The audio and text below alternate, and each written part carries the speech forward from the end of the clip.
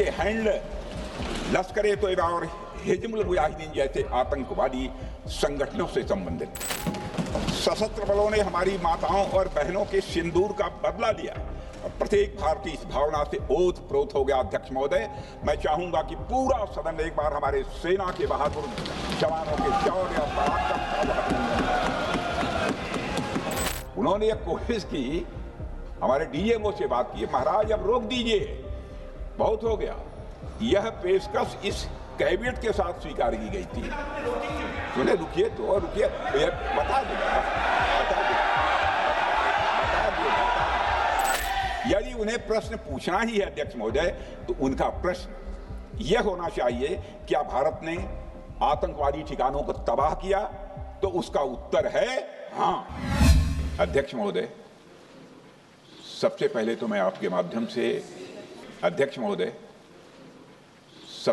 मैं आपके माध्यम से सदन के सभी दलों के, मैंने जितने भी हमारे सम्मानित सदस्य हैं, उनके प्रति आभार व्यक्त करना चाहता हूं कि ऑपरेशन सिंदूर की जो शानदार कामयाबी हासिल हुई है, उस पर चर्चा करने के लिए आज सदन पूरी तरह से तैयार है।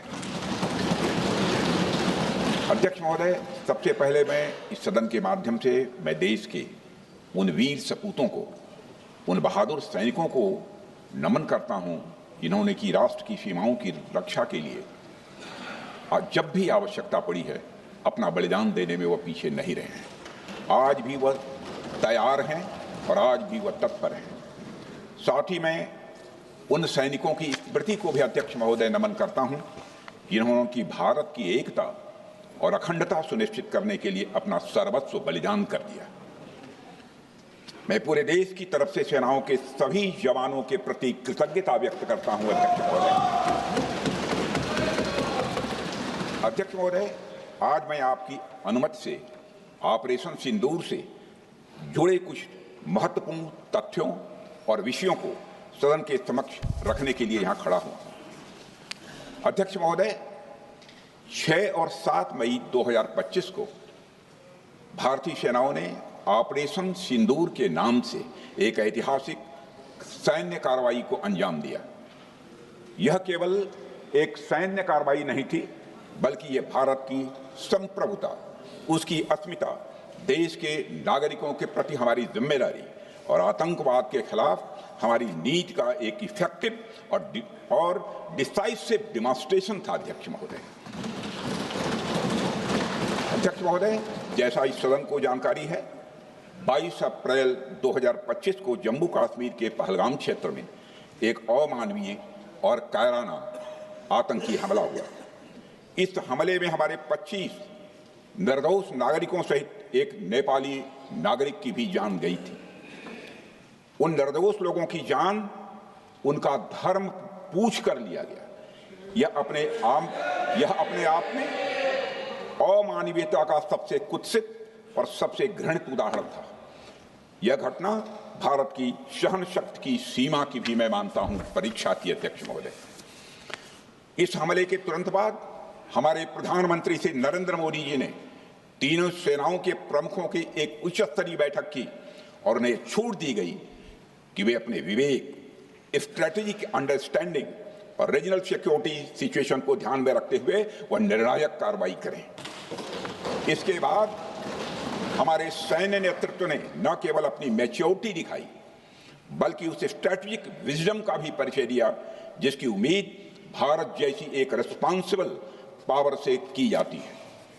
अध्यक्ष महोदय, ऑपरेशन सिंदूर को अंजाम देने से पहले हमारी सेनाओं ने हर पहलू का बहुत ही गहराई के साथ अध्ययन किया। हमारे पास कई विकल्प थे, लेकिन हमने उस विकल्प को चुना जिसमें आतंकवादियों और उनके ठिकानों को अधिकतम नुकसान पहुंचे और जिसमें पाकिस्तान के आम नागरिक को कोई क्षति न होने पाए, इस बात की भी हम लोगों ने चिंता की।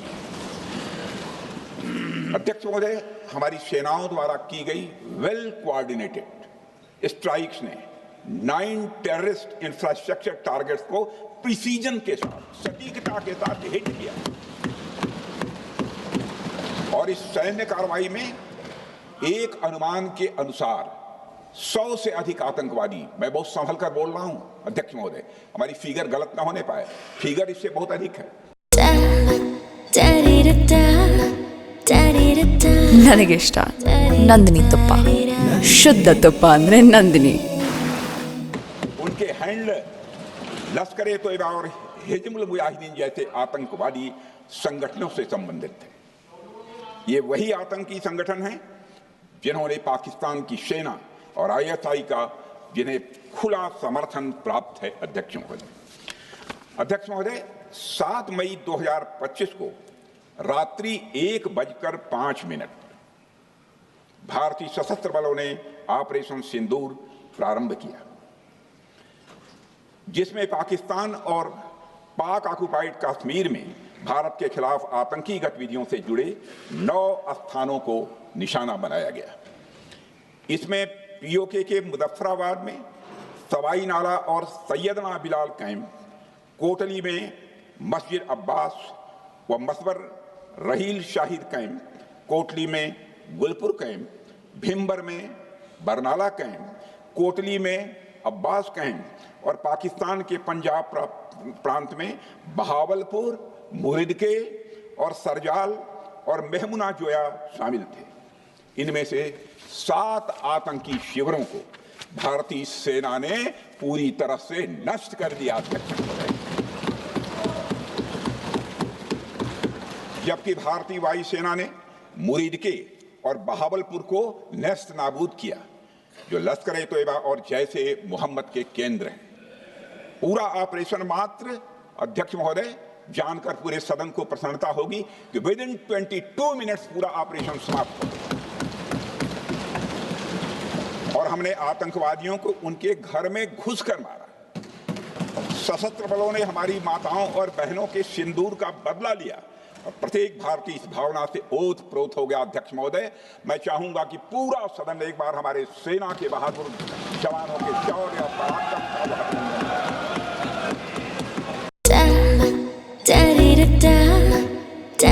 ಮತ್ತೆ ಮತ್ತೆ ಸವಿಯಬೇಕೆನಿಸುವ ಮೃದುವಾದ ನಂದಿನಿ ಪನ್ನೀರ್. अध्यक्ष महोदय, यह सिंदूर की लाली शौर्य की कहानी है। यह सिंदूर की लाली शौर्य की कहानी है, भारत के मस्तक पर वीरता की निशानी है। अध्यक्ष महोदय, सेनाओं ने अंधेरी रात होने के बावजूद हमले की सफलता के स्पष्ट एविडेंस भी जुटाए हैं, साक्ष्य है हमारे पास। अध्यक्ष महोदय, हमले के कुछ ही घंटों के भीतर एक प्रेस रिलीज और मीडिया ब्रीफिंग के माध्यम से इन्हें जनता की जानकारी के लिए जारी कर दिया गया था। मुझे यह पुष्टि करते हुए गौरव की अनुभूति हो रही है कि सशस्त्र बल अपने सभी मिशन ऑब्जेक्टिव्स को पूरा करने में पूरी तरह से सक्षम रहे और साथ ही कामयाब रहे। अध्यक्ष महोदय, 7 मई 2025 को हमले माने 1:35 के तुरंत बाद भारतीय DGMO ने हॉटलाइन संदेश के माध्यम से पाकिस्तान के DGMO यानी डायरेक्टर जनरल मिलिट्री ऑपरेशन से संपर्क किया और टेरर इंफ्रास्ट्रक्चर के खिलाफ हमारे हमले के रेशनल और मेथोडोलॉजी के बारे में पूरी जानकारी दी और यह तथ्य भी बताया ये हमले एस्केलेटरी नेचर वाले नहीं थे, माने इसको हम आगे नहीं बढ़ाना चाहते। जिन मोहि मारा तीन मोहि मारे। अध्यक्ष महोदय, जिस प्रकार प्रभु हनुमान ने लंका में अपनी रणनीति बनाई थी, उसी प्रकार हमने भी उन्हीं को निशाना बनाया जिन्होंने हमें नुकसान पहुंचाया था। हालांकि पाकिस्तान ने इस रेशनल को समझने से इनकार कर दिया और अगले कुछ दिनों तक सिविलियन और सैन्य ठिकानों पर गोलीबारी करके बड़े पैमाने पर सीज फायर वायलेशन करके स्थिति को एस्केलेट करने की उसने कोशिश की। अध्यक्ष महोदय, 7-8 मई 2025 की रात को क्लियरली आइडेंटिफाइड आतंकवाद संबंधी ठिकानों पर हमारे सफल ऑपरेशन के बाद, सफल हमले के बाद पाकिस्तान ने स्थिति को एस्केलेट कर दिया और अनमैन्ड एरियल सिस्टम और अन्य साधनों का उपयोग करके भारतीय वायुसेना के बेसेस, भारतीय वायुसेना के सेंसर्स और सेना के फॉर्मेशन हेडक्वार्टर से लेकर ब्रिगेडों तक पर भी उसने हमला कर दिया। हालांकि हमारी इंटीग्रेटेड एयर डिफेंस ग्रिड और काउंटर यूएस ग्रिड ने इन हमलों को सफलतापूर्वक विफल कर दिया। अध्यक्ष महोदय, यस 400 यमारसैन आकाश मिसाइल सिस्टम और एयर डिफेंस गन्स बहुत प्रभावी साबित हुई हैं। अध्यक्ष महोदय, इस एस्केलेशन पर हमारा जवाबी हमला स्विफ्ट,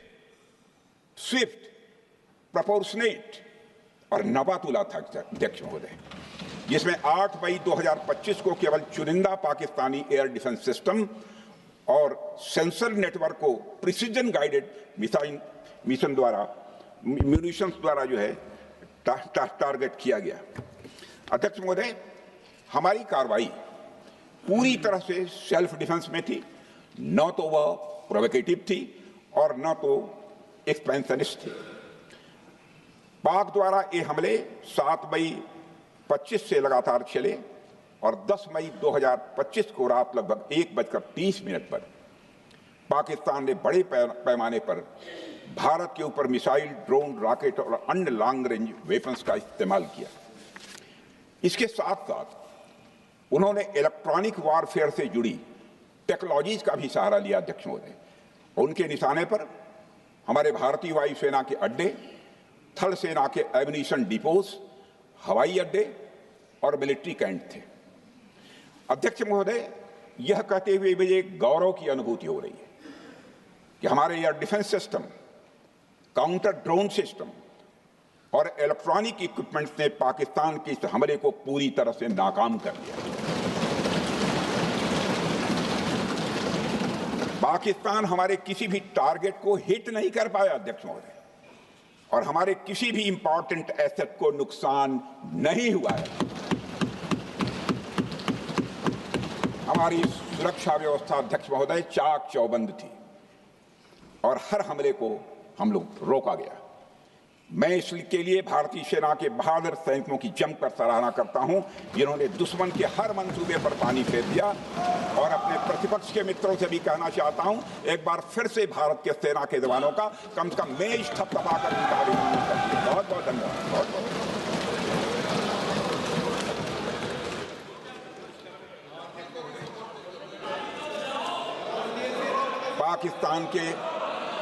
पाकिस्तान के इस हमले के जवाब में हमारी कार्रवाई साहसिक थी, ठोस थी और प्रभावी थी।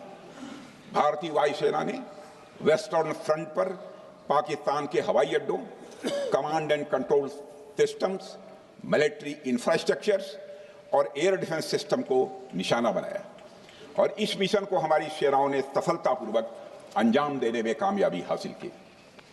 अध्यक्ष महोदय, हमारी सेनाओं ने चकलाला, सरगोधा, रफीकी, रहीम यार खान, जैकबाबाद, सुक्कुर और भोलारी जैसे बड़े एयरबेस पर प्रहार किया और पूरी दुनिया ने भारतीय वायुसेना के शौर्य और पराक्रम की तस्वीर देखी।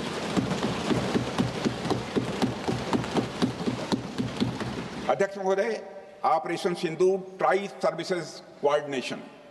सर्विसेज कोऑर्डिनेशन का एक बेमिसाल उदाहरण था। जब भारतीय वायुसेना ने आसमान से हमले किए, हमारी थल सेना ने जमीन पर मोर्चा संभाल लिया।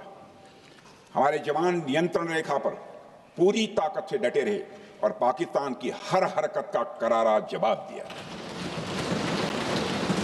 अध्यक्ष महोदय, भारतीय नौसेना ने भी, लोग पूछते हैं भारतीय नौसेना का क्या रोल था, भारतीय नौसेना ने भी उत्तरी अरब सागर में अपनी तैनाती मजबूत कर दी। भारतीय नौसैनिकों ने पाकिस्तान को यह साफ संदेश दिया कि हम समुद्र से लेकर जमीन तक पाकिस्तान के हर महत्वपूर्ण ठिकानों पर प्रहार करने में न केवल सक्षम हैं बल्कि हम तैयार हैं। अध्यक्ष महोदय, इस ऑपरेशन का मकसद टेररिस्ट कैंप्स और उनके सपोर्टर्स को टारगेट करना, उन्हें नेस्त नाबूद करना था और यह साफ संदेश देना था कि भारत आतंकवाद के विरुद्ध जीरो टॉलरेंस रखता है। भारत ने कार्रवाई इसलिए रोकी क्योंकि कॉन्फ्लिक्ट के पहले और उसके दौरान जो भी पॉलिटिकल और मिलिट्री ऑब्जेक्टिव्स तय किए गए थे उसे हम पूरी तरह से हासिल कर चुके थे। इसलिए यह कहना, यह मानना कि यह ऑपरेशन किसी दबाव में रोका गया था, यह बेबुनियाद है और सरासर गलत है। अध्यक्ष,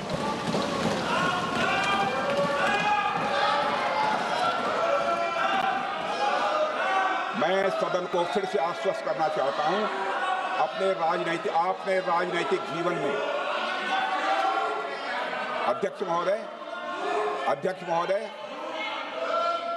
मैं आपके माध्यम से सदन को आश्वस्त करना चाहता हूं, अपने राजनीतिक जीवन में जानबूझकर कभी भी असत्य न बोलूं, इसकी भरपूर कोशिश की है मैंने, चाहे सदन हो अथवा सदन के बाहर। अध्यक्ष महोदय, मैं आपके माध्यम से सदन को यह भी अवगत कराना चाहता हूं,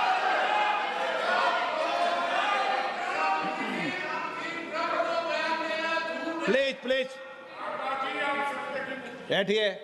आप क्यों खड़े? अध्यक्ष महोदय, मैं आपके माध्यम से सदन को यह भी अवगत कराना चाहूंगा कि सीमा पार करना या वहां की टेरिटरी कैप्चर करना इस ऑपरेशन का उद्देश्य नहीं था। ऑपरेशन सिंदूर प्रारंभ करने का मकसद था अध्यक्ष महोदय, उन टेरर नर्सरीज को खत्म कर देना जिन्हें पाकिस्तान ने बरसों से पाला पोसा था। और यह ऑपरेशन उन मासूम परिवारों को न्याय दिलाने के लिए लॉन्च किया गया था जिन्होंने पाक स्पॉन्सर्ड टेररिस्ट अटैक्स में अपने प्रियजनों को खोया था। हमारी सेनाओं ने सिर्फ उनको टारगेट किया जो इन आतंकियों को सपोर्ट करते हुए भारत पर हमला करने की कोशिश में लगातार शामिल थे। अध्यक्ष महोदय, ऑपरेशन सिंदूर का ओवरऑल पॉलिटिको मिलिट्री ऑब्जेक्टिव यह था कि आतंकवाद के रूप में प्रॉक्सी वार लड़ रहे पाकिस्तान को सजा दी जाए, और इसी वजह से आर्म फोर्सेस को पूरी आजादी दी गई थी कि वे अपने टारगेट खुद चुने और करारा जवाब दें। और इस ऑपरेशन का उद्देश्य कोई भी युद्ध छेड़ना नहीं था, बल्कि फोर्स के डिमॉन्स्ट्रेटिव यूज से एडवर्सरी को झुकने के लिए मजबूर करना था। 10 मई की सुबह जब भारतीय वायुसेना ने पाकिस्तान की मल्टीपल एयरफील्ड्स पर करारा प्रहार किया तो पाकिस्तान ने हार मान ली है अध्यक्ष महोदय, और हॉस्टिलिटी रोकने की कोशिश की। अब रोक दीजिए महाराज। उन्होंने एक कोशिश की, हमारे डीएमओ से बात की, महाराज अब रोक दीजिए, बहुत हो गया।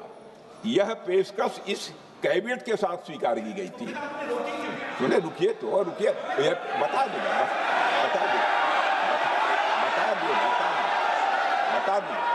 अब बैठ तो आपको मौका मिलेगा। यह क्यों रुका, इसका पहले ही मैं पूरी तरह से वर्णन कर चुका हूं अध्यक्ष महोदय। मैं नेता प्रतिपक्ष को बहुत सम्मान के साथ कहना चाहता हूं कि कृपया एक बार मेरा पूरा भाषण पूछ लें। आपको प्रश्न पूछने की पूरी आजादी है, आप पूछ सकते हैं, मैं उसका उत्तर दूंगा। अध्यक्ष महोदय, 10 मई की सुबह जब भारतीय वायुसेना ने पाकिस्तान की मल्टीपल एयरफील्ड्स पर करारा प्रहार किया तो पाकिस्तान ने हार मान ली और हॉस्टिलिटी रोकने की उन्होंने पेशकश की। यह पेशकश इस कैबिनेट के साथ स्वीकार की गई हम लोगों के द्वारा कि यह ऑपरेशन केवल पाज किया गया है, स्थगित किया गया है, यह ऑपरेशन समाप्त नहीं हुआ है अध्यक्ष महोदय। अगर पाकिस्तान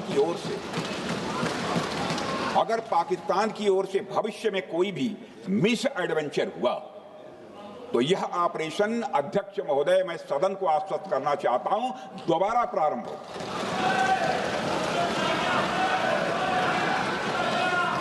अध्यक्ष महोदय, भारतीय वायुसेना के जबरदस्त हमलों, नियंत्रण रेखा पर थल सेना की मजबूत जवाबी कार्रवाई और नौसेना के हमलों के डर ने पाकिस्तान को झुकने के लिए मजबूर कर दिया अध्यक्ष महोदय। और पाकिस्तान की हार उनकी एक सामान्य विफलता नहीं थी, बल्कि यह उसके सैन्य बल और मनोबल या दोनों की एक हार थी। 10 मई को पाकिस्तान के डीजीएमओ ने भारत के डीजीएमओ से संपर्क किया और सैन्य कार्रवाइयों को रोकने की अपील की। मैं सदन में यह बात फिर से दोहराना चाहूंगा कि पाकिस्तान के डीजीएमओ ने भारत के डीजीएमओ से संपर्क किया और सैन्य कार्रवाइयों को रोकने की अपील की। 12 मई को दोनों देशों के डीजीएमओ के बीच औपचारिक संवाद हुआ और दोनों पक्षों ने सैन्य कार्रवाइयों पर विराम लगाने का निर्णय लिया। अध्यक्ष महोदय, हमारे सैनिकों का जो मनोबल, मातृभूमि की रक्षा करने का जो उनका समर्पण है, ऑपरेशन सिंदूर के दौरान उसका दर्शन 140 करोड़ से अधिक भारतवासियों ने देखा। मुझे खुद भी और प्रधानमंत्री जी को सीमावर्ती क्षेत्रों में जाकर हमारे जवानों से मुलाकात का अवसर मिला है। अध्यक्ष महोदय, श्रीनगर के मिलिट्री बेस पर, भुज के एयरबेस पर, उधमपुर के कमांड सेंटर पर, हर जगह प्रत्यक्ष मैंने अपनी आंखों से देखा कि हमारे सैनिकों का मनोबल अपनी पूरी बुलंदी पर था। उनकी आंखों में विश्वास है और उनका संकल्प अडिग है। वे न केवल भारत की सीमाओं की रक्षा कर रहे हैं, बल्कि हमारे राष्ट्रीय स्वाभिमान की भी, अध्यक्ष महोदय, रक्षा कर रहे हैं। अध्यक्ष महोदय, किसी भी देश में जनता सत्ता पक्ष को और विपक्ष को अलग अलग दायित्व सौंपती है, दोनों को अलग अलग दायित्व, और हेल्दी डेमोक्रेसी में तो स्वाभाविक है। सत्ता पक्ष का काम होता है जनता के हितों को ध्यान में रखते हुए कार्य करना, और विपक्ष का काम होता है सरकार से जनता के मुद्दों से संबंधित जरूरी प्रश्न पूछना। ऑपरेशन सिंदूर क्यों शुरू किया गया, इसकी जानकारी पहले भी दी गई है और आज भी मैंने सदन को दी है। अध्यक्ष महोदय, कभी कभी हमारे प्रतिपक्ष के लोग ये पूछते रहे हैं कि हमारे कितने विमान गिरे। मुझे लगता है उनका यह प्रश्न हमारी राष्ट्रीय जनभावनाओं का सही से प्रतिनिधित्व नहीं कर रहा है। मुझे लगता है उन्होंने एक बार भी हमसे यह नहीं पूछा कि हमारी सेनाओं ने दुश्मन के कितने विमान मार गिराए।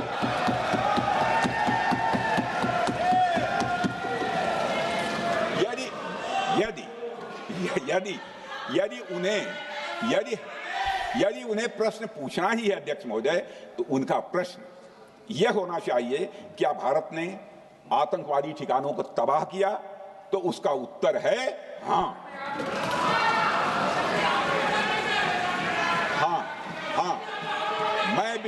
मैं विपक्ष के सम्मानित साथियों से कहना चाहता हूं कि आपको प्रश्न पूछना है तो यह प्रश्न पूछिए, क्या ऑपरेशन सिंदूर सफल रहा? तो उसका उत्तर है हाँ।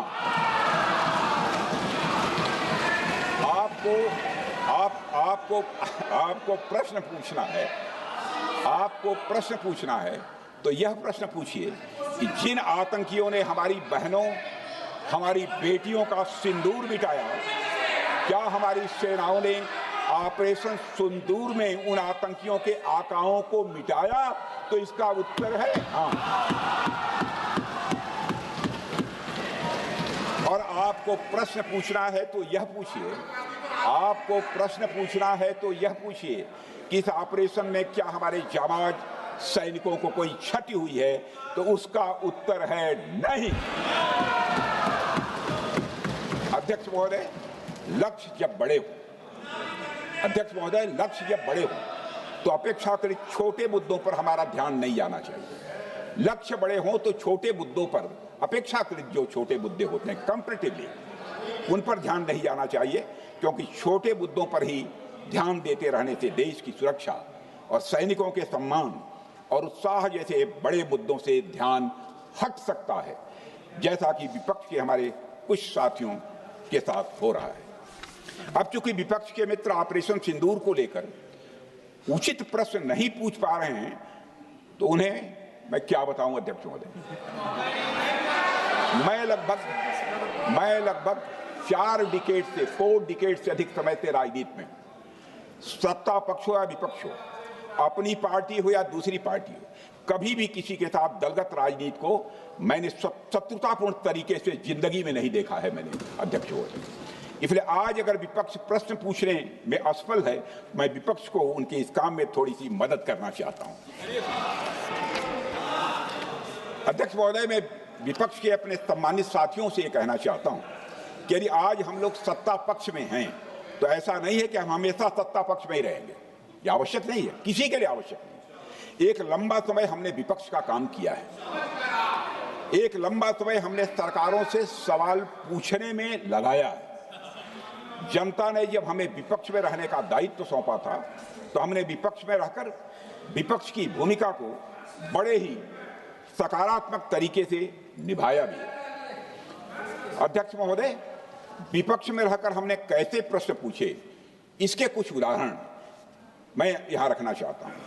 1962 में अध्यक्ष महोदय, चीन के साथ हुए युद्ध में जब दुखद परिणाम आया तो हमने उस समय की सरकार से यह पूछे थे, लेकिन वह प्रश्न यह था कि हमारे देश की धरती पर दूसरे देश का कब्जा कैसे हुआ।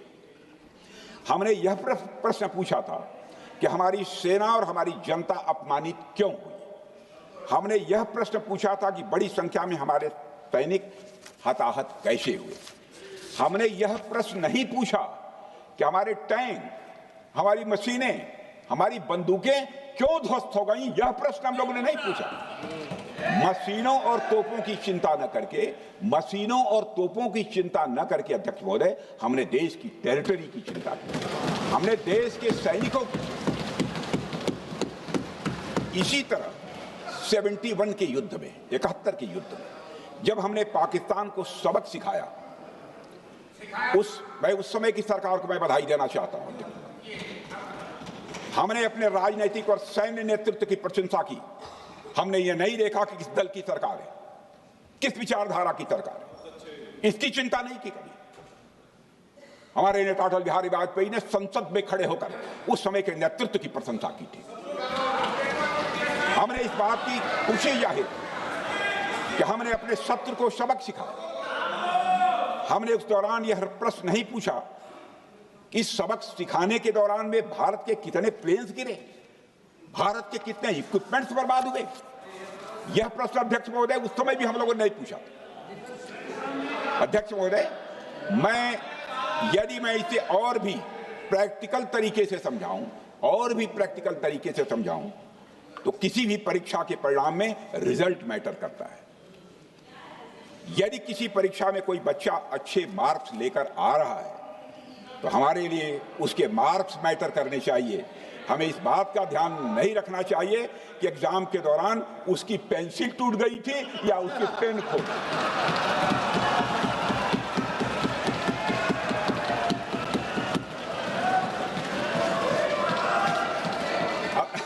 अध्यक्ष महोदय, अल्टीमेटली रिजल्ट मैटर करता है और रिजल्ट यह है, अध्यक्ष महोदय, अल्टीमेटली रिजल्ट मैटर करता है और रिजल्ट यह है अध्यक्ष महोदय कि ऑपरेशन सिंदूर के दौरान हमारी सेनाओं ने जो लक्ष्य निर्धारित किया था, उन लक्ष्यों को पूर्ण रूप से प्राप्त करने में हमने कामयाबी हासिल की।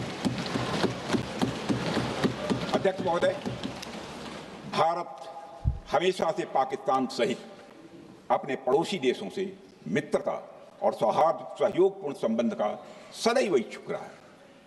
इसके लिए भारत की सभी सरकारों ने ईमानदारी से प्रयास भी किए हैं।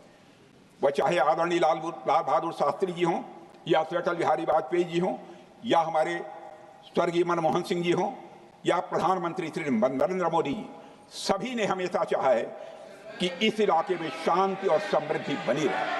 सभी ने यह चाहा। अध्यक्ष महोदय, यह बात हमारी सिविलाइजेशनल वैल्यूज के साथ मेल खाती है, इसलिए ऐसा हुआ। अध्यक्ष महोदय, पूरा विश्व जानता है कि पूर्व प्रधानमंत्री से अटल बिहारी वाजपेयी जी ने शांति का संदेश लेकर 1999 में लाहौर बस यात्रा की थी।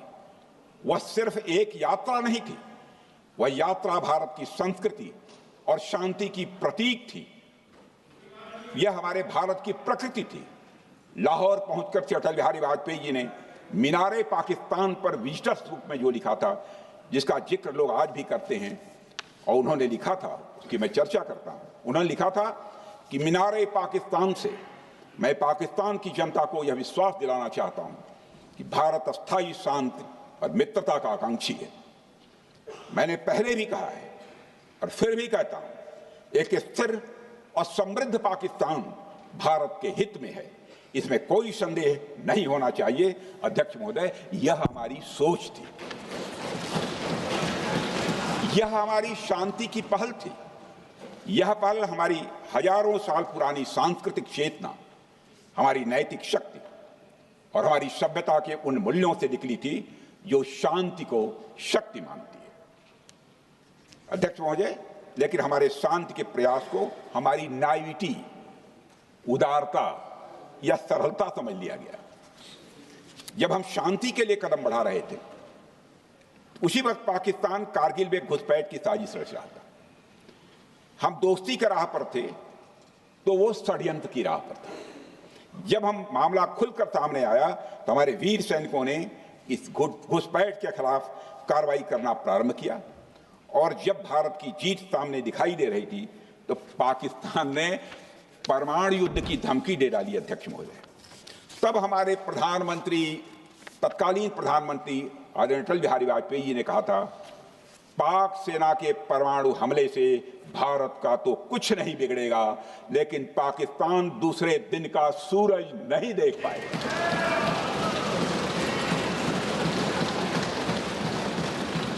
यानी अटल जी जो शांति का पैगाम लेकर गए, वही अटल जी शक्ति का भी परिचय देने में तनिक भी नहीं हिचके। यही है भारत। अध्यक्ष महोदय, यह सामर्थ्य का उद्घोष था, यह एक स्पष्ट संदेश था कि भारत शांति चाहता है, लेकिन अगर कोई हमारी संप्रभुता को चुनौती देगा तो उसका जवाब भी उतनी ही दृढ़ता से दिया जाएगा। ನನ್ನ ಫೇವರೇಟ್ ನಂದಿನಿ ಚೀಸ್, ಈಗ ಎಲ್ಲರ ಫೇವರೇಟ್ ನಂದಿನಿ ಚೀಸ್। अध्यक्ष महोदय, 2015 में जब हमारे प्रधानमंत्री मोदी जी ने लाहौर जाकर नवाज शरीफ से मुलाकात की तो भारत ने फिर से दोस्ती का हाथ बढ़ाया। भारत ने फिर से दोस्ती का हाथ बढ़ाया। अध्यक्ष महोदय, हम वाकई में शांति की राह पर चलना चाहते थे, क्योंकि हमारी मूल प्रकृति बुद्ध की है, युद्ध की नहीं है।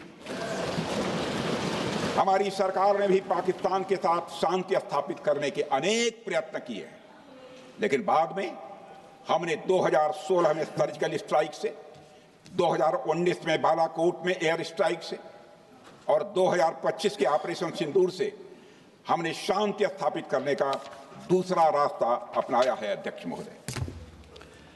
महोदय, अब हमारे प्रधानमंत्री श्री नरेंद्र मोदी जी और हमारी सरकार का स्टैंड बिल्कुल क्लियर है कि टेररिज्म और टॉक्स ये दोनों साथ नहीं चल सकते, क्योंकि सभ्य मुल्कों के बीच बातचीत होती है। अध्यक्ष महोदय, लोकतांत्रिक देशों में बातचीत होती है, पर एक ऐसा देश जिसके वजूद में लोकतंत्र का एक कतरा भी न हो और सिर्फ रिलीजियस फैनेटिसिज्म, टेररिज्म और हेट्रेड अगेंस्ट इंडिया हो, उसके साथ संवाद किसी भी सूरत में नहीं किया जा सकता, क्योंकि टेररिज्म की भाषा जो अध्यक्ष महोदय होती है वह खून, डर और नफरत है, संवाद नहीं। गोलियों की आवाज में संवाद की आवाज दब जाती है। जहां खून बहता है वहां बातचीत की गुंजाइश अध्यक्ष महोदय नहीं बचती। अध्यक्ष महोदय, पाकिस्तान की वर्तमान स्थिति अब जग जाहिर है। जिस देश ने आतंक को अपनी विदेश नीति का औजार बना लिया, वह अंततः अपने ही जाल में फंस जाता है। पाकिस्तान की नीति और चरित्र को लेकर कोई भ्रम नहीं रहना चाहिए। यह एक ऐसा देश है जो वैश्विक आतंकवाद की नर्सरी है, और उन्होंने इसको अपनी स्टेट पॉलिसी का भी एक आधार बनाया हुआ है। अध्यक्ष महोदय, ऑपरेशन सिंदूर के दौरान पूरी दुनिया ने देखा है कि पाकिस्तान में सरकार आतंकवादियों के लिए स्टेट फ्यूनरल का इंतजाम कर रही है, और सैन्य अधिकारी भी आतंकवादियों के जनाजे में भाग लेते हैं। यह वही देश है जो सीमा पर सैनिकों से लड़ने का साहस नहीं जुटा पाता, इसलिए निर्दोष नागरिकों, बच्चों और तीर्थ यात्रियों को आतंकवाद का निशाना बनाता है। पाकिस्तान की सेना और आईएसआई आतंकवाद को एक प्रॉक्सी वार के रूप में अध्यक्ष महोदय इस्तेमाल करती हैं और उसके सहारे वे भारत को डिस्टेबलाइज करने का सपना देखती है। अध्यक्ष महोदय, मैं लोकतंत्र के मंदिर में खड़े होकर यह बात कह रहा हूं कि भारत को 1000 कट्स देने का सपना पालने वालों को नींद से जग जाना चाहिए। यह मोदी जी के नेतृत्व वाला नया भारत है जो आतंकवाद के खिलाफ किसी हद तक जा सकता है।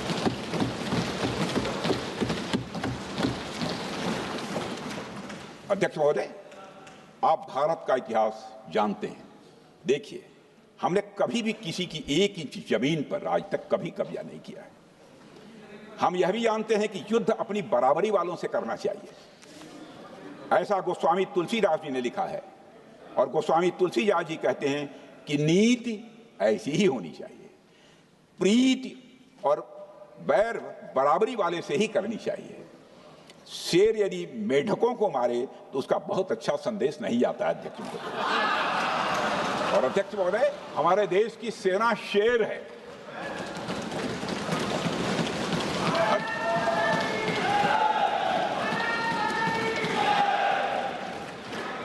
अध्यक्ष महोदय, पाकिस्तान जैसा देश जो साइज, सामर्थ्य, शक्ति और समृद्धि में हमारे आसपास भी नहीं है, उस मुल्क से कैसा मुकाबला?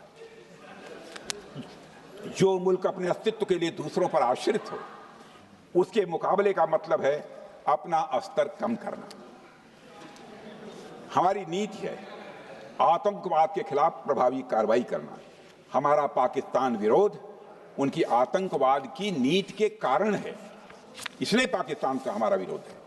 अध्यक्ष महोदय, हम अगर शांति की आशा के लिए हाथ बढ़ाना जानते हैं तो अशांति फैलाने वाले हाथों को उखाड़ना भी जानते हैं। अध्यक्ष महोदय, अगर शांति के प्रयास करना हम जानते हैं तो दुष्टों को जो भाषा समझ में आए उसी भाषा में समझाना भी जानते हैं। सठे साक्ष्यम समाचरित, अर्थात दुष्ट के साथ दुष्टता का ही व्यवहार करना पड़ता है कभी कभी। अध्यक्ष महोदय, हमने भगवान कृष्ण से सीखा है कि शिशुपाल की 100 गलतियां माफ की जा सकती हैं, पर अंत में धर्म की रक्षा के लिए सुदर्शन चक्र उठाना ही पड़ता है। हमने पार्लियामेंट का अटैक सहा है अध्यक्ष महोदय, 2008 का मुंबई अटैक सहा है, झेला है, लेकिन अब हमने कह दिया है इनफ इज इनफ। अब हमने सुदर्शन चक्र उठा लिया है अध्यक्ष महोदय। अध्यक्ष महोदय, हमारी प्रवृत्ति भगवान राम और भगवान कृष्ण से प्रेरित है, जो हमें शौर्य भी सिखाती है और धैर्य भी सिखाती है। इस सीख का अध्यक्ष महोदय, इस सीख का हम प्रधानमंत्री नरेंद्र मोदी जी के नेतृत्व में हमारी विदेश और अपनी रक्षा नीति में सीधा प्रयोग कर रहे हैं। आज भारत पहले दोस्ती का हाथ बढ़ाता है, लेकिन अगर कोई देश धोखा दे तो उसकी कलाई भी मरोड़ना जानता है। अध्यक्ष महोदय, हमारी नीति स्पष्ट है कि हमने एक समय लाहौर बस यात्रा की भाषा में बात की थी तो पाकिस्तान ने हमारी उस भाषा को नहीं समझा, तो अब हम उन्हें बालाकोट स्ट्राइक की भाषा में जवाब देंगे। अध्यक्ष महोदय, भारत के लिए शांति हमारी प्रायोरिटी है, हमारी प्राथमिकता है और हमारी शक्ति उसका आधार है। भारत के लिए शांति प्राथमिकता है और हमारी शक्ति उसका आधार है। यह शक्ति हमारे सामर्थ्य से पैदा हुई है अध्यक्ष महोदय, और यह सामर्थ्य पिछले 11 साल में कई गुना बढ़ गया है। मैं ये नहीं कहता हूं पहले नहीं था, पहले था, लेकिन अब कई गुना बढ़ गया। आज भारत विश्व की चौथी सबसे बड़ी अर्थव्यवस्था है और अभी आई मॉर्गन स्टैनली के रिपोर्ट के मुताबिक 2028 तक विश्व की तीसरी सबसे बड़ी अर्थव्यवस्था बनने की ओर भारत चल रहा है। अध्यक्ष महोदय, आर्थिक उन्नति के साथ साथ भारत के रक्षा क्षेत्र में 2014 से उल्लेखनीय परिवर्तन, रिमार्केबल चेंज आया है। आज का भारत डिफेंस सेक्टर में आत्मनिर्भरता, सेल्फ रिलायंस और स्वदेशी उत्पादन की दिशा में तेजी से आगे बढ़ रहा है। अध्यक्ष महोदय, आज हम हर दृष्टि से समर्थ भी हैं और सक्षम भी हैं। अध्यक्ष महोदय, मैं सदन को यह भी जानकारी देना चाहता हूं, उसके बाद जब प्रश्न पूछा गया हमारे सारे चीफ से, सीडीएस से, डिफेंस सेक्रेटरी से, क्या ऑपरेशन के लिए तैयार हैं, क्षण भर की देर नहीं लगाई, सबने बोला यस सर। अध्यक्ष महोदय, ऑपरेशन सिंदूर हमारे सामर्थ्य का ही प्रतीक था, जिसमें हमने दिखा दिया कि अगर कोई हमारे नागरिकों को मारेगा तो भारत चुप नहीं बैठेगा। भारत की आत्मरक्षा के लिए हमारा राजनीतिक तंत्र और नेतृत्व बिना किसी दबाव के काम करेगा। हमारी मिसाइल फिजिकल सीमाएं लांघेंगी अध्यक्ष महोदय, और हमारे वीर सैनिक दुश्मन की कमर तोड़ेंगे। अध्यक्ष महोदय, हम आतंकवाद को उसके हर रूप और स्वरूप में पूरी तरह समाप्त करने के लिए पूरी तरह से प्रतिबद्ध हैं। और इस संदर्भ में हमें एक महत्वपूर्ण बात समझनी होगी, Pakistan sponsored terrorism is not random madness, there is a method in this madness. यह एक सुनियोजित रणनीति है, यह एक फंडामेंटल रेज है। अध्यक्ष महोदय, प्रसिद्ध लेखक वीएस नायपाल ने सही कहा था, पाकिस्तान में होना एक ऐसी अल्टरनेट और कंट्रास्टिंग रियलिटी है, where war is peace, freedom is slavery, ignorance is strength. यानी यहां युद्ध ही शांति है, गुलामी ही स्वतंत्रता है, और जिहालत यानी अज्ञानता ही ताकत है। अध्यक्ष महोदय, इसलिए पाकिस्तान द्वारा प्रायोजित आतंकवाद कोई पागलपन नहीं है। पाकिस्तान द्वारा प्रायोजित आतंकवाद कोई पागलपन नहीं है, यह एक सोची समझी साजिश का हिस्सा है। यह एक ऐसी प्रक्रिया है जो आतंक को एक पॉलिटिकल टूल की तरह इस्तेमाल करती है। यह सिर्फ आतंकवाद नहीं, यह एक टूल किट है, एक ऐसा टूल किट जिसे पाकिस्तान की सेना और उसकी एजेंसियां एक नीति की तरह अपनाए हुए हैं। This tool kit is in opposition to civilized code of conduct that the rest of the world prefers to abide by। यानी यह टूल किट उस सिविलाइज्ड कोड ऑफ कंडक्ट के खिलाफ है जिसे दुनिया का हर जिम्मेदार देश मानता है। अध्यक्ष महोदय, यह एक कट्टरपंथी सोच की उपज है जिसमें सहिष्णुता के लिए कोई जगह नहीं। हमारा पाकिस्तान के साथ कोई सीमा का संघर्ष नहीं है अध्यक्ष महोदय, बल्कि यह सभ्यता बनाम बर्बरता का संघर्ष है। सभ्यता बनाम बर्बरता का संघर्ष। पाकिस्तान के हुक्मरान जानते हैं कि उनके सैनिक युद्ध के मैदान में भारत से नहीं जीत सकते, इसलिए वे आतंक को पालते हैं, पालते ही नहीं उन्हें प्रशिक्षण देते हैं, और फिर दुनिया के सामने खड़े होकर निर्दोष बनने की कोशिश करते हैं। अध्यक्ष महोदय, पाकिस्तान दोहरे मापदंड और झूठ की बुनियाद पर खड़ा हुआ एक ऐसा देश है जो अब फेल्ड स्टेट के तौर पर देखा जा रहा है। भारत ने ऑपरेशन सिंदूर के जरिए पूरी दुनिया को दिखा दिया है कि हम इस आतंकवाद के गंदे खेल को जड़ से एक समाप्त करने का संकल्प ले चुके हैं। अध्यक्ष महोदय, जब अटल जी प्रधानमंत्री थे तब पाकिस्तान के साथ कंबोजिट डायलॉग के लिए भारत की शर्त थी कि पाकिस्तान अपनी जमीन का प्रयोग भारत के खिलाफ टेररिज्म फैलाने के लिए नहीं करेगा। एक कंपोजिट डायलॉग के लिए भारत की शर्त थी, जिसे पाकिस्तान ने भी मान लिया था उसमें। लेकिन दुर्भाग्य से 2009 में शर्म शेख में तत्कालीन सरकार ने एक बड़ी भूल की, जब कंपोजिट डायलॉग प्रोसेस से पाकिस्तान प्रायोजित आतंकवाद को डीलिंक कर दिया गया। यानी बातचीत जारी रखने के लिए पाकिस्तान द्वारा अपनी जमीन को आतंकवाद के लिए प्रयोग न करने की शर्त को ही डाइल्यूट कर दिया गया। मैं मानता हूं यह भारत की स्ट्रेटेजिक पोजीशनिंग को कमजोर करने वाला एक कदम था। अध्यक्ष महोदय, ऐसी ही एक और गंभीर चूक तत्कालीन सरकार ने 2006 में हवाना में भी हुई थी, जब पाकिस्तान को आतंकवाद का विक्टिम माना गया और एक ज्वाइंट एंटी टेरर मैकेनिज्म बनाने पर सहमति भी हुई थी। 2006 की बात कर रहा हूं। अध्यक्ष महोदय, यह सोचने वाली बात है कि जो देश आतंक को पैदा करता है, उसे पालता है, उस देश को ही आतंक से पीड़ित मान लेना कितना बड़ा स्ट्रेटेजिक ब्लंडर है। अध्यक्ष महोदय, आतंकवाद के खिलाफ हमारी लड़ाई अब केवल सीमा पर नहीं है, बल्कि वैचारिक मोर्चों पर भी लड़ी जा रही है। इसी उद्देश्य से प्रधानमंत्री जी कई हाई लेवल डेलीगेशंस का गठन भी उन्होंने किया था, जिसमें हमारे लगभग अधिकांश दलों के सम्मानित सदस्य उसमें शामिल थे। उसमें विभिन्न राजनीतिक दलों के रिप्रेजेंटेटिव शामिल थे और सचमुच इस समिति ने वैश्विक मंचों पर जाकर भारत की बात बहुत ही प्रभावी तरीके से रखी और आतंकवाद के विरुद्ध वैश्विक समर्थन को उन्होंने मजबूत किया।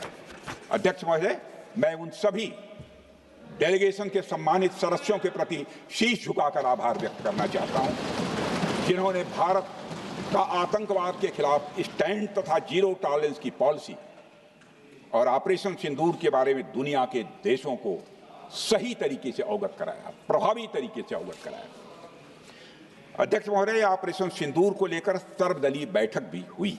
आई am very happy to tell the house that during Operation Sindoor, all the political parties of the country kept aside all ideologies and differences and showed solidarity with the nation, with the soldiers and with the government.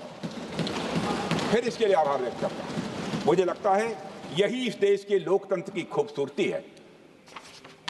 अध्यक्ष महोदय, जैसा कि हमारे माननीय प्रधानमंत्री मोदी जी ने भी कहा है कि ऑपरेशन सिंदूर अभी रुका है, समाप्त नहीं हुआ।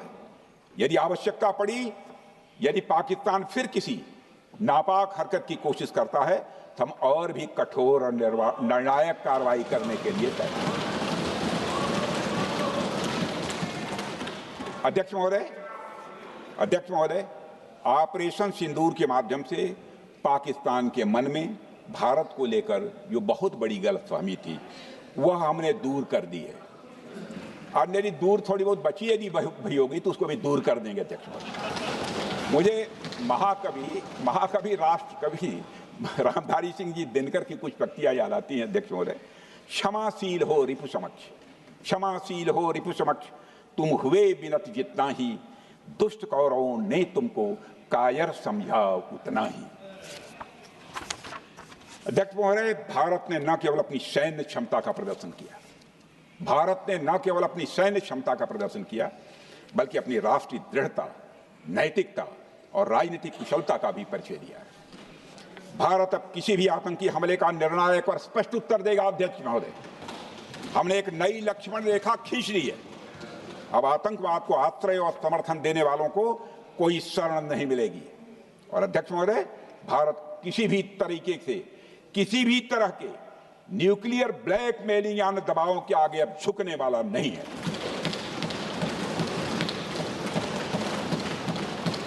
अध्यक्ष महोदय, ऑपरेशन सिंदूर के माध्यम से जो हमने किया और उससे पहले सर्जिकल स्ट्राइक और एयर स्ट्राइक के जरिए जो संदेश दिया गया, वह बहुत पहले ही हो जाना चाहिए, लेकिन जो होता है समय पर ही होता है। अध्यक्ष महोदय, हमारी सरकार ने आतंकवाद के खिलाफ हमारी जीरो टॉलरेंस की नीति को दुनिया के हर मंच पर पूरी तरह से स्पष्ट कर दिया है और हम उस पर कोई समझौता किसी भी सूरत में नहीं करने वाले हैं। अभी कुछ सप्ताह पहले मुझे शंघाई कोऑपरेशन ऑर्गेनाइजेशन की डिफेंस मिनिस्टर्स मीटिंग में जाने का अवसर मिला था। वहां जो डिक्लेरेशन तैयार किया जा रहा था, उसमें आतंकवाद पर भारत का स्टैंड डाइल्यूट हो रहा था।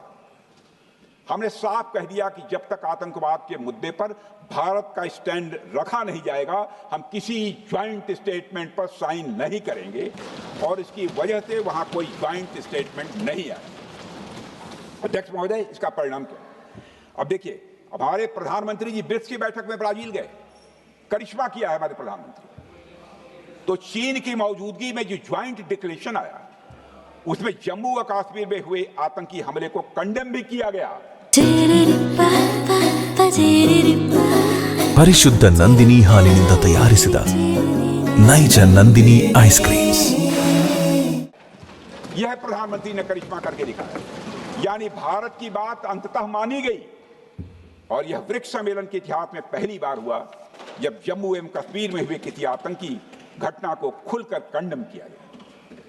मैं इस सदन को याद दिलाना चाहता हूं, 2008 में मुंबई में इतनी बड़ी आतंकी घटना हुई, मगर उस समय की सरकार को जो प्रभावी कार्रवाई करनी चाहिए थी वो नहीं हो पाई। लेकिन उसमें सबसे दुखद और आश्चर्य की बात है, कई वर्ल्ड फोरम, इंटरनेशनल फोरम पर जो उसका कंडेमनेशन होना चाहिए, जो उसकी निंदा की जानी चाहिए, वह भी जितना होना चाहिए नहीं हो पाया। अध्यक्ष, यदि आप उस घटना के बाद हुए ब्रिक्स सम्मेलन के डॉक्यूमेंट्स उठाकर देख लीजिए, मुंबई आतंकी हमले का कहीं जिक्र भी नहीं है। और अध्यक्ष महोदय, जब केंद्र में प्रधानमंत्री मोदी जी के नेतृत्व में सरकार बनी, तब जाकर कहीं के हालात कुछ बदलने शुरू हुए और साल 2017 में हुए ब्रिक्स सम्मेलन में पहली बार 2017 में हुए ब्रिक्स सम्मेलन में पहली बार आतंकवाद से लश्कर और जैश जैसे आतंकवादी संगठनों को जोड़ा गया। यह भी अपने में करिश्माई काम था। यह परिस्थिति इसलिए बनी क्योंकि इसके ठीक एक साल पहले उरी की घटना के भारत की सेनाओं ने सीमा पर जाकर सर्जिकल स्ट्राइक की थी। हमने दुनिया को बताया कि आतंकवाद के खिलाफ हम सरहद के इस पार भी मारेंगे और जरूरत पड़ी तो आतंकियों के घर में घुसकर भी मारेंगे। यह बदलाव प्रधानमंत्री मोदी जी के नेतृत्व में आया। अध्यक्ष महोदय, यह वही नीति है जो पहले की सरकारों को भी अपनानी चाहिए थी। उन सरकारों को जिनके शासनकाल में भारत ने सबसे भीषण आतंकी हमलों का सामना किया, जिनमें 2008 का मुंबई हमला आज भी हर हिंदुस्तानी के जहन में बैठा हुआ है, जिंदा है, एक न भूलने वाली त्रासदी के रूप में जिंदा है। अध्यक्ष महोदय, मैं श्री प्रणब मुखर्जी जी ने अपनी किताब द कोलिशन ईयर्स में लिखा है, मेरे पास है भी, कोलिशन ईयर्स में लिखा है कि जब मुंबई अटैक हुआ था, प्रणब ने लिखा है, जब मुंबई अटैक हुआ था, India had evidence that the terrorist came from Karachi port. Pakistan के नॉन स्टेट एक्टर्स के बहाने पूरी दुनिया में को पूरी दुनिया में कोई मान नहीं रहा था। उन्होंने लिखा है, प्रणब ने, and I quote, amid heated debates within the cabinet, there was a demand for military intervention which I rejected. यह उन्होंने लिखा, मैंने नहीं लिखा है, अनकोट। अध्यक्ष महोदय, भारतीय विदेश सेवा के एक वरिष्ठ अधिकारी ने भी अपनी किताब में इस बात की पुष्टि की है, जिनका नाम है अजय बिसारिया, और वो शायद फॉरेन सेक्रेटरी थे, कि मुंबई हमले के तुरंत बाद एक उच्च स्तरीय बैठक हुई थी जिसमें तत्कालीन विदेश मंत्री प्रणब ने पूछा, व्हाट शुड बी डन। तो विदेश सचिव शिवशंकर मेनन जी ने सुझाव दिया कि भारत मोरदके में लश्कर-ए-तोयबा के मुख्यालय पर क्रूज मिसाइल से हमला कर सकता है। यह सुनकर प्रणब ने चश्मा उतारकर साफ किया और सभी अधिकारियों को धन्यवाद देकर बैठक समाप्त कर दी। अध्यक्ष महोदय, उस समय की सरकार ने जो सही समझा वो किया, पर मैं मानता हूं कि अगर तब की सरकार ने भी 2016 सर्जिकल स्ट्राइक, 2019 एयर स्ट्राइक जैसे निर्णायक और कठोर कदम उठाए होते तो पाकिस्तान की स्ट्रेटजिक कैलकुलस बदल सकती थी। एक पावरफुल और डिसाइसिव एक्शन पाकिस्तान और उनकी सेना के द्वारा इस 500 टेररिस्ट ऑर्गेनाइजेशंस के लिए बड़ा डिसइंसेंटिव साबित हो सकती थी। अध्यक्ष महोदय, 2008 में मुंबई हमलों के बाद उस समय की सरकार ने सिर्फ बातचीत का मार्ग चुना था। मैं स्पष्ट करना चाहता हूं, यह कोई आलोचना नहीं है अध्यक्ष महोदय, न उस सरकार की, न उस समय के प्रधानमंत्री की, और न ही उन नेताओं की। उस समय की लीडरशिप को जो सही लगा उन्होंने वह निर्णय लिया। अध्यक्ष महोदय, बस मैं इतना ही कहना चाहता हूं कि आज का भारत अलग सोचता है और अलग तरीके से काम करता है।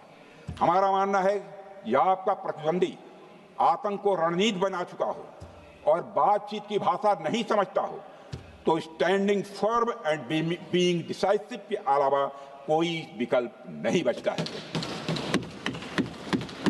अध्यक्ष महोदय, आज हमारे प्रधानमंत्री मोदी जी के नेतृत्व में भारत वह देश नहीं रहा जो पहले था। Today doziers have been replaced by decisive action. Today doziers have been replaced by decisive action. आज भारत सहता नहीं है, भारत जवाब देता है। अध्यक्ष महोदय, आज भारत आतंक की जड़ तक जाता है और उसे उखाड़ फेंकने का सामर्थ्य रखता है। अध्यक्ष महोदय, मैं इस सदन को और देश की जनता को यह विश्वास दिलाना चाहता हूं कि हमारी सरकार, हमारी सेनाएं और हमारी लोकतांत्रिक संस्थाएं सब मिलकर, हम और ये सारे लोग सभी मिलकर देश की एकता, अखंडता और सुरक्षा के लिए जो भी कदम उठाना आवश्यक होगा वह कदम उठाएंगे और उसके प्रति हम पूरी तरह से कमिटेड हैं।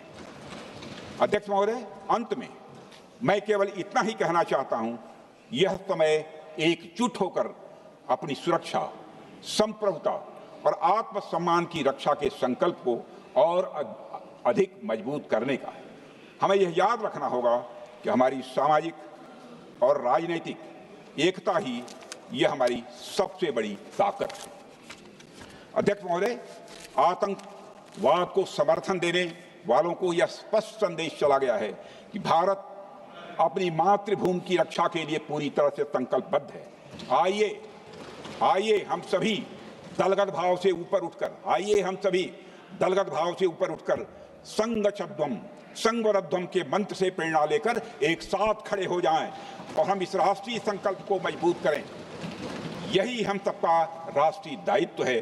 और इन्हीं शब्दों के साथ अध्यक्ष महोदय, आपने मुझे विचार रखने का अवसर दिया, आपके प्रति आभार व्यक्त करते हुए और अपने सभी सम्मानित सदस्यों के प्रति धन्यवाद व्यक्त करते हुए अपना निवेदन समाप्त करता हूँ। सबने शांतिपूर्वक